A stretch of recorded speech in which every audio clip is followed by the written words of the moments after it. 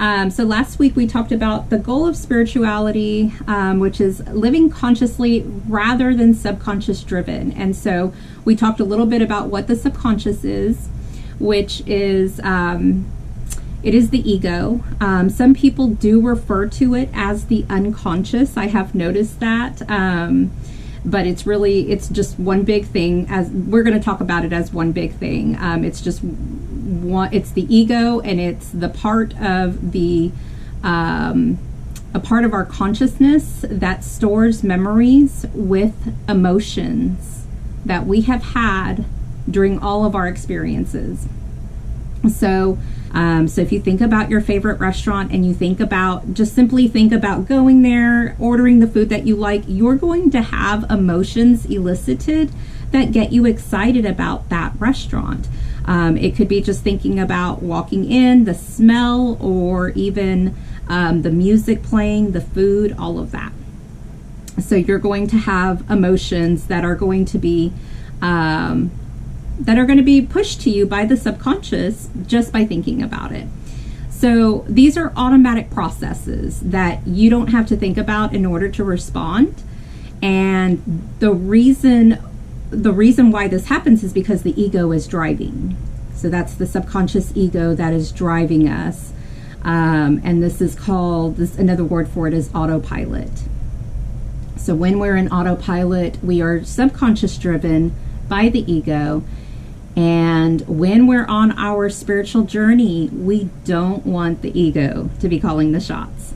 It will slow you down. So we can think of our journey as not something as short as going across country, but it could be, our spiritual journey is really like a journey across the world.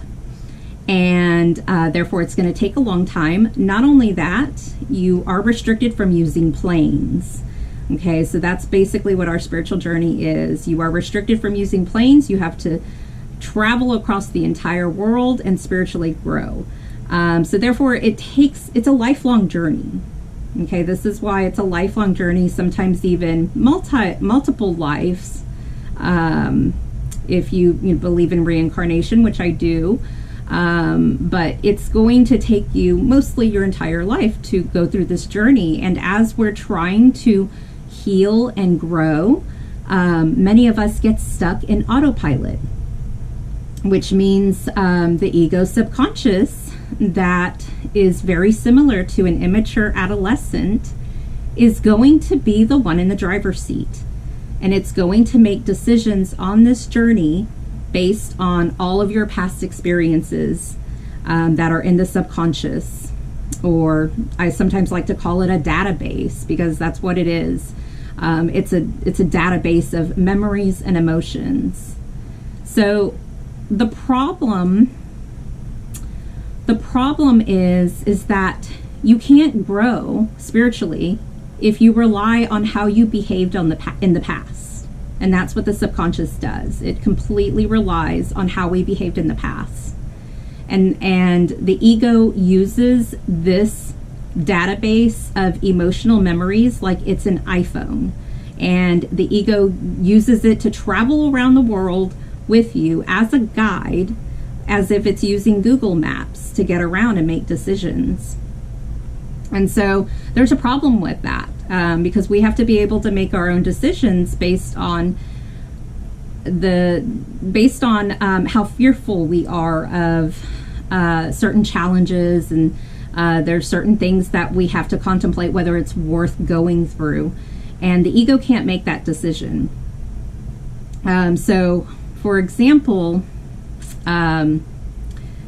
so basically, rather than expanding consciousness, such as making a decision to lead to growth, the ego is going to make decisions that its sole purpose is just to feel safe and confident. That's gonna be the only reason why the ego wants to make a decision. As long as it feels safe and confident, it will make decisions based on that. And so it's going to be less willing to face uncertainty. Things that are scary for us, including our own emotions, unfamiliar terrain.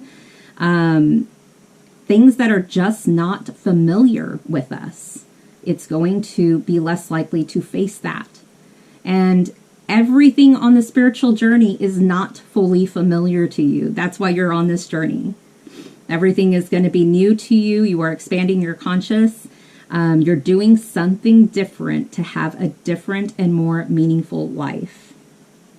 So maybe on this journey across the world, the ego decides to take a more familiar route rather than an unfamiliar terrain. Okay, maybe what's familiar on the route that it wants to take is old friends.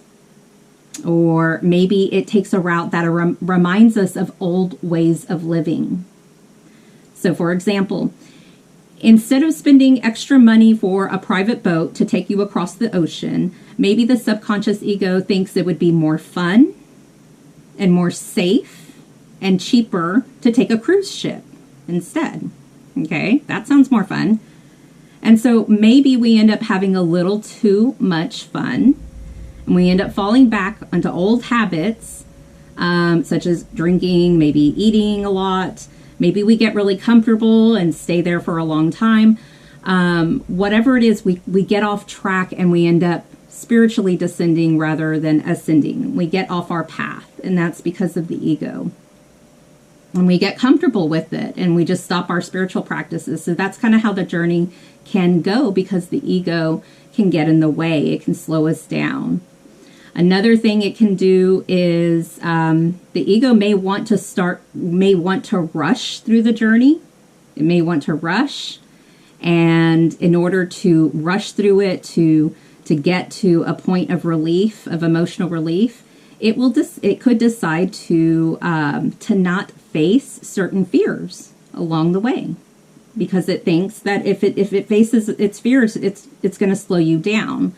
And maybe those are the fears the ego is actually spiritually bypassing. So by the time you get to a certain point, you might feel exhausted, like you put so much work into it, but you're still needing to heal in areas because the ego didn't allow you to face those areas in life. So this is pretty much how the ego subconscious can slow us down on our journey. And there are many things that it can do, but it's because it's basing its decisions on staying safe and confident. That's its drive. So why are we in autopilot in the first place? The main reason why we're all in autopilot is because our emotions are too unbearable to feel. Okay, so our emotions are difficult to feel, so we're not being conscious to our emotions. We're consciously living. Consciously living would be living with all of your uncomfortable emotions and the chemicals that it dumps in your body. That's consciously living. But we don't want to be conscious to them because they don't feel good. They don't make us feel good in our body because they are chemicals. So that's why we suppress them. And when we suppress them, our bodies end up, our consciousness is stepping out of the driver's seat, and we end up going into autopilot. The subconscious has to take over because we don't want to feel the emotions. And so when you're continuing on your ascension path, emotions are easier to manage, and therefore they're less intense. So they're still uncomfortable, even when you're far in advance. They're still uncomfortable and stressful. But you're not at peace all the time, but it's not as sufferable as it is if you were suppressing your emotions and in autopilot. It's more difficult to heal when you're in autopilot. And it keeps you from facing your emotions. It keeps you from doing shadow work. So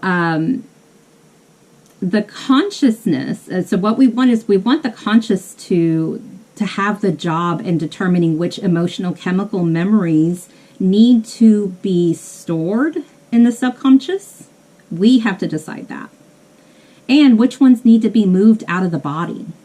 Which ones we don't want to store anymore.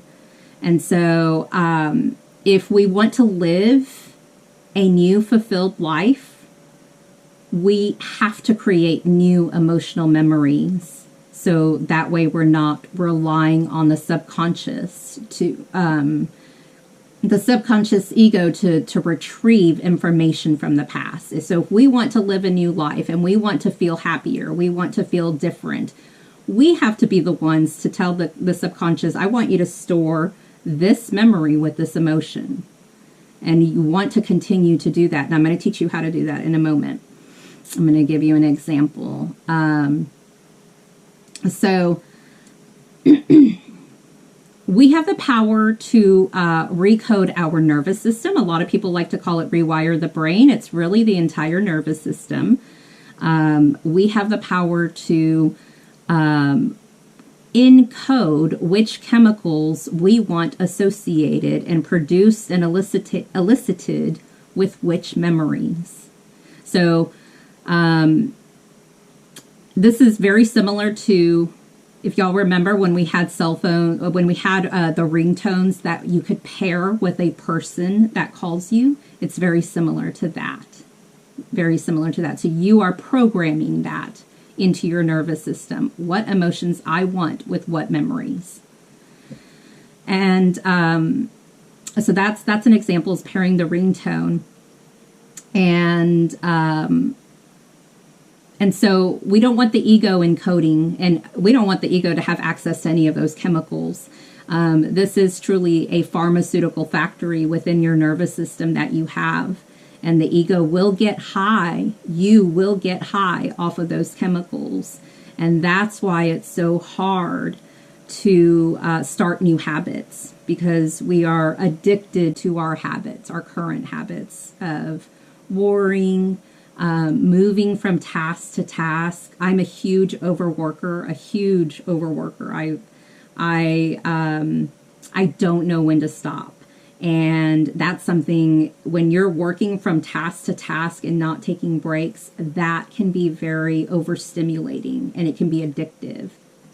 And so we will tend to do that when we're scared, when we're trying to control an outcome. If you think of like meeting deadlines at work, you're trying to avoid a negative response from your boss or whatever, you might push yourself a little bit more because you're trying to control the outcome. And that's what we don't want to do. And the ego wants to. The ego wants to control the outcome because that's how it feels safe. So this kind of goes into manifestation. I'm going to touch a little bit about manifestation. You are actually an expert at manifesting. You do it all the time. The problem is that you're doing it with things that you don't want. So we are very, very good at manifesting, and the meaning of manifestation is taking a thought and producing it into the 3D world. That's all manifestation is. It is manifesting something to occur. So if you have the thought to wash the dishes or clean the living room, and you decide to not get up and do it, you're not going to manifest that clean living room or clean dishes or clean kitchen. But if you decide to get up and do it, then you have manifested something. And so when we recode our nervous system, it's much different than just rewiring the brain. Rewiring the brain is a good word, but I think a more appropriate word is recoding the nervous system. If you drive from work every day on the same route and you decide to take a different route, you have rewired your brain. Okay, you have rewired the nervous system. However, if you drive a different route to work and you put on really good music and you have fun along the way, you make it comfy, you make it fun, you make it interesting, you are now pairing an emotion with that experience. And that is recoding the nervous system with a specific emotion paired with a memory of driving that route. So So I want you to exercise, the exercise I want to give you, I want you to try pairing memories of the life that you want to emotions that you want. And the best way to do this is to use as many senses, what you see, hear, touch, taste, smell. You can involve as many senses as needed. You don't have to have a certain amount of senses for this to work. One sense is good enough. But you just want to make the memory richer in order to make that neural connection deeper. So one thing I used to do when I used to work full time, and I hated my job and I hated my coworkers, and I just wasn't happy. And I was dreaming about, starting my own business. I would have to walk home from the bus stop and to the bus stop every day, and I would listen to music that would uplift me. And as I was walking, I would fantasize and imagine myself giving presentations like this, or, running a business. And the emotions that produced were so powerful. It felt so good. I looked forward to walking home and walking to the bus stop because of this. And what's amazing is that I can now listen to that song now, and those emotions just occur for me immediately. So this is called anchoring our emotions. We're anchoring it. And so I want you to try that. I want you to try to, it just takes like 2 minutes. You can just listen to a 2 or 3 minute song, and just, even if you do it every morning or every night, or schedule a time, really see yourself doing things that you love to do, and attaching a song to it can amplify those emotions to come out. If you don't want to use a song, you could also use aromas, such as like tea. So you can anchor your emotional memories to smells, what are they called? Essential oils, and even taste. So like the taste of tea, the feeling of tea, like peppermint, because you can actually feel it. So those are going to anchor more. That's going to create a deeper neural connection. It's not because of how many senses you're using, but just because you're using different things. You're using different parts of the brain, basically, and the nervous system. So that's a really good exercise to try to do. And if you do it for, I would say every day for probably about 3 times, but if you try it for 7 days, I'm pretty sure you will have that experience encoded with that emotion to where the next time you take a sip of tea, you actually might feel like you have those emotions. Those emotions might elicit very quickly. So that's a good way to manifest. So now I'm going to move on to, I'm actually running out of time, but I'm going to try to cover this part. I wanted to move on to goal number 4 of the game of spirituality, and that is to have unconditional love or acceptance. Okay, unconditional love or acceptance. Now, the thing is that I am not talking about unconditional love towards others. I'm talking about unconditional love or acceptance towards your emotions. It has to start with your emotions. So this means unconditionally accepting or loving all of your emotions, which means without rejecting them or without judging them. So that is the 4th goal of the game of spirituality. So it's becoming conscious and accepting of your emotional experiences, no matter how painful they are. I do want to say that the way I know there's a lot of people here that, including myself, I have suffered a lot of trauma, childhood trauma, sexual abuse, physical abuse, And no matter how traumatic the situation is, it's not our fault that it happened, not at all our fault, but it is our responsibility and only our responsibility to heal from that situation and find peace of mind. No one else can do that for you. So, So becoming aware and conscious of all of our emotions and accepting the emotion, not the person that hurt us. It doesn't have to necessarily be the person that hurt us. It's about that emotion and accepting how they feel and what they are there for. So for example, the emotion of embarrassment. I just recently had like an embarrassing moment recently, and if you've ever like really paid attention to the emotion of embarrassment, it's a heavy one. Like it's a really heavy one. I can feel it like all in my heart, in my stomach. It's not comfortable to feel. And so,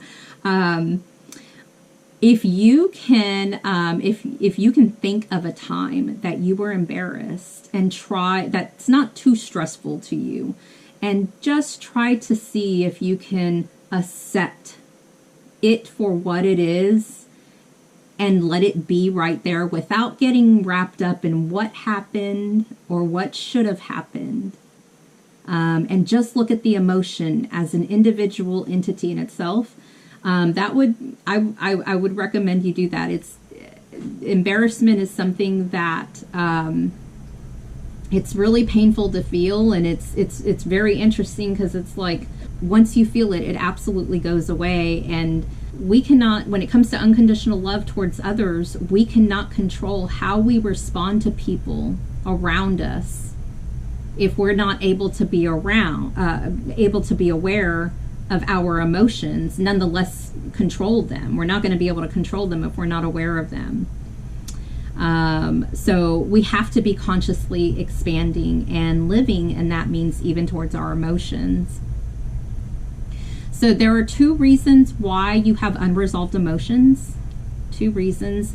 The first reason is why we all have unresolved emotions.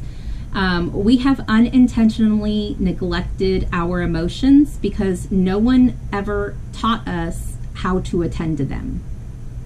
Just like no one ever taught your caregivers, your parents, your teachers, community leaders, etc. Nobody knows how to do it. Nobody knows how to do it. It's not easy.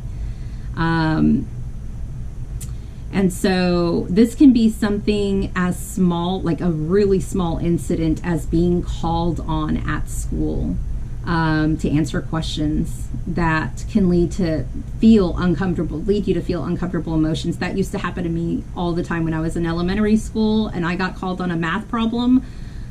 Oh my gosh, like it was horrible. And then I had to go back to school and no one really understood how stressful that was. And therefore I didn't learn how to deal with those emotions. It can also be something as small as, and I say small, I take that lightly, but as small as your parents promising to take you somewhere fun when you were a kid, but then canceling at the last minute, for whatever reason, whether they needed to or they just didn't take it seriously. And then when you expressed anger or sadness, they responded with no empathy, no concern for your right to be angry. This is something I suffered a lot from. My mom just didn't know how to respond to me sometimes, and I was that toddler that would chase her, and she would be annoyed by me chasing and crying after her. And this is just what happens when people are overwhelmed and in autopilot themselves. They don't know how to manage their own emotions. They're not going to be able to help children or anyone else manage their own. So none of us have really learned, and that's one reason why we're in autopilot. The other reason is that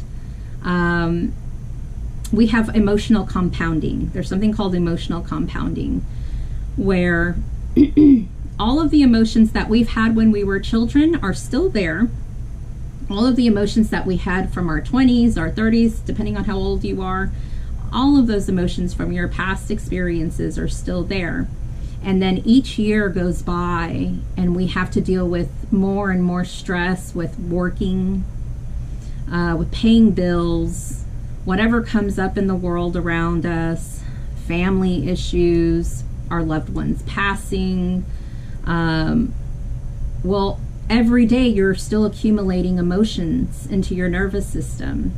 You're still accumulating it. And so instead of just having one emotion about a situation, you might actually have several emotions now about that situation, because we are in autopilot and suppressing it year after year, day after day. Those emotions that are within us from childhood are not just one emotion anymore. They are a dense ball of energy, you know, very heavy, and we can feel it. We carry it around with us.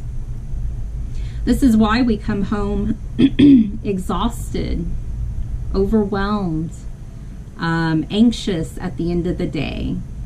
I'm just going to show you very quickly how our trauma is categorized, basically how our emotional reactions are categorized. So we have the flight response, where we try to avoid situations. We're constantly doing in order to control, constantly doing, constantly trying to stay busy in order to control something. We're overthinking a lot. So if you ever get caught up in overthinking, you are most likely in autopilot, in a stress response. Difficulty sitting still. So you could be you could have difficulty sitting still if you're in the flight response. Anxiety, panic, OCD, feeling not good enough, perfectionism, hyperactivity, constantly worrying, constantly being in fear, and then controlling, which a lot of this happens because we're trying to control the outcome. So there's that. And then the second is the fight. The fight stage is we are controlling as well in there. We can have anger outbursts, explosive behavior, irritability. So when we're in autopilot, our glass is basically almost full. It's almost full, and we're living like that every day.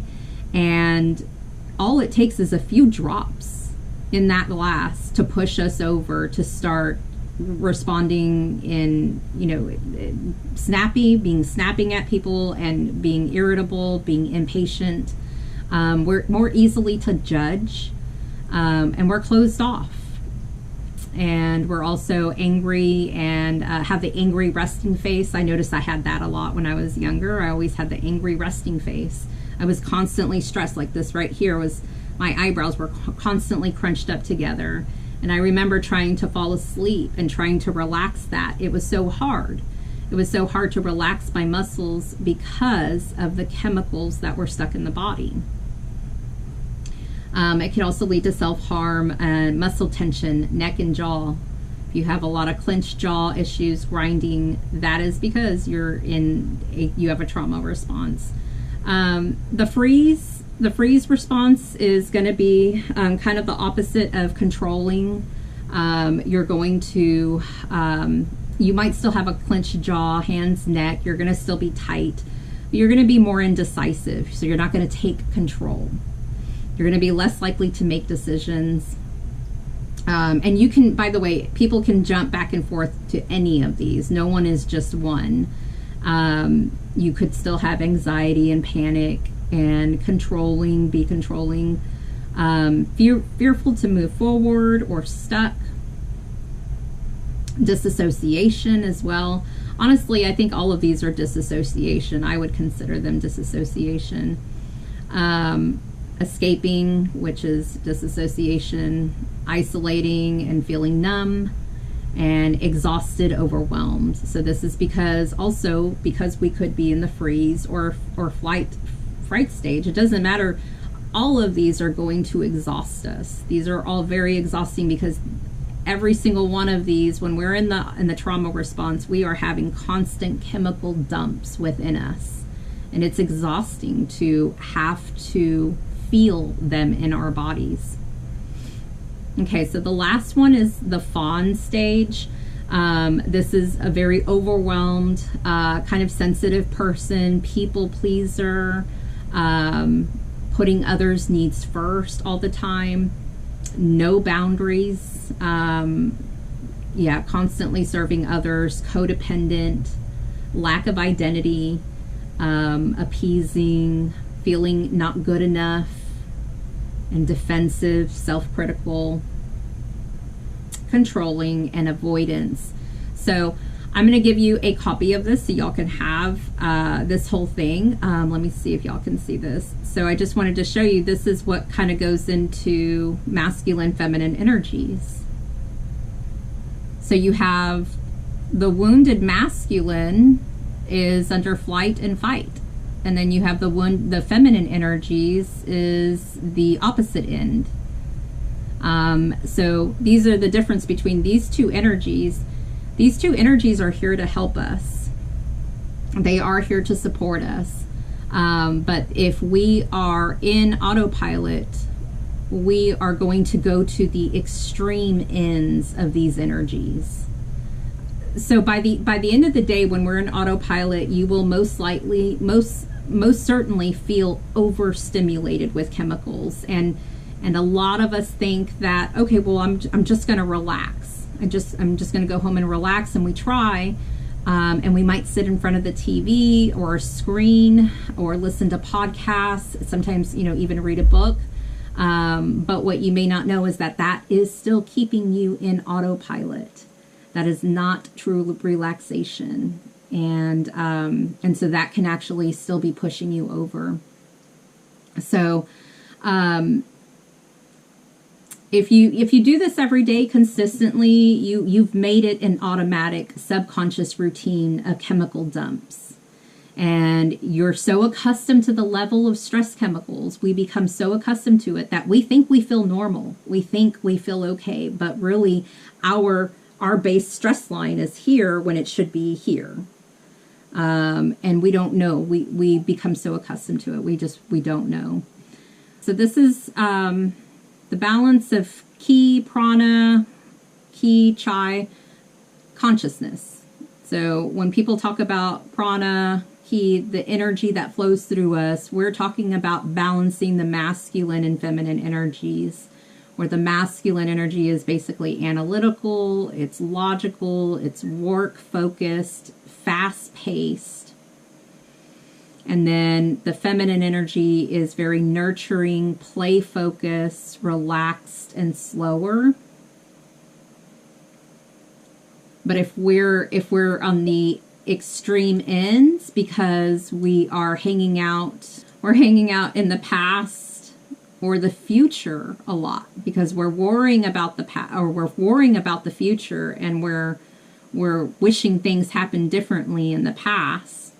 And then on top of that, the subconscious ego is constantly pulling information from the database of our past experiences and emotions and the way we lived. If we're living in the past and the future, we're going to be pushed to the extreme ends of masculine and feminine energy. So, my partner suffers from the feminine energy a lot. There's a lot of it. He used to be an alcoholic, so that was one thing. So a lot of escaping, he overcame that. That was awesome. He's very nurturing, very, very nurturing, but not to himself. He's nurturing to everyone else and make sure everyone else's needs are met, but not to himself. And he's overcoming that. It's pretty interesting to see. So, but that's basically what an extreme, unbalanced feminine energy would be. So you don't really get much done. You're not really meeting your goals in that case. And then what we want, our end goal, is to actually bring those two circles a little bit closer together, where that blue part is actually our consciousness, where we are more conscious and can consciously balance the masculine and feminine energy, where we are in charge of directing how much of the feminine energy do I want right now, how much of the masculine energy do I want right now. In other words, how much logical thinking do I want right now versus how much intuitive information do I want to be guided with right now. So that's the difference between those two energies. So the present, the consciousness can only reach true peace of mind in the present. It's not living in the past, not living in the future, only the present. So this is a Meet Yourself document. It's just an exercise. I don't really do a whole lot of journaling in my course, but this is a good one. So it's just to journal a few questions as often as you like. And this is something to get to know who you are. And this is something that really helped me. But basically what you're doing is you're going to ask yourself the following questions, and you're going to do it frequently. So the first thing is, if you had all your bills paid and you didn't have to work, you didn't have to worry about anything, about paying anything, what would be the first thing you would do? Okay, so you'll write that down. And then as soon as you're done writing that down, you want to ask yourself the next question. What would you do next? Okay? And try to write something down there. And then you still have to answer, what would you do after that? Okay? And then after that, of course. It's a very simple journal exercise.